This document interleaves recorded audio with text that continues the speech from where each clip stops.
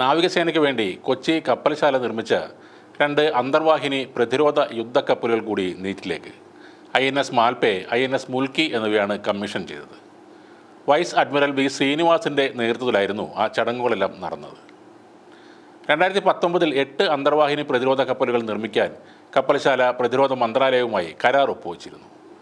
INS Mahi, INS മൽവാൻ, INS മഗ്രോൾ എന്നീ കപ്പലുകൾ Indian നാവികസേനയുടെ ഭാഗമായി കഴിഞ്ഞ വർഷം നീറ്റിലിറക്കിയിരുന്നു. ഇതിനു പുറമെയാണ് നാവികസേനയ്ക്ക് വേണ്ടി കൊച്ചി കപ്പൽശാല 2 അന്തർവാഹിനി പ്രതിരോധ യുദ്ധക്കപ്പലുകൾ കൂടി ഇപ്പോൾ നീറ്റിലേക്ക് ഇറക്കിയത്. INS മാൽപേ, INS മുൽക്കി എന്നിവയാണ് ഇപ്പോൾ കമ്മീഷൻ ചെയ്തത്. ശത്രുരാജ്യത്തിൻ്റെ അന്തർവാഹിനികളെ കണ്ടെത്താനും തടയാനും നശിപ്പിക്കാനും ഉപയോഗിക്കുന്ന അണ്ടർ വാട്ടർ വാർഫെയറിൻ്റെ ഭാഗമാണ് ആൻറ്റി സബ്മറൈൻ വാർഫെയർ എന്നറിയപ്പെടുന്ന ഇപ്പോൾ നീറ്റിലിറക്കിയ ഈ കപ്പലുകൾ. ഓരോ കപ്പലിനും 78 മീറ്റർ നീളവും 11.36 മീറ്റർ വീതിയുമുണ്ട്.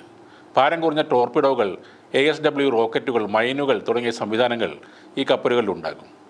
25 നോട്ട്സ് വേഗതയിൽ സഞ്ചരിക്കാൻ കഴിയുന്ന ഓരോ കപ്പലിലും 7 നാവിക ഉദ്യോഗസ്ഥർ ഉൾപ്പെടെ 57 പേരാണ് ആകെ ഉണ്ടാവുക.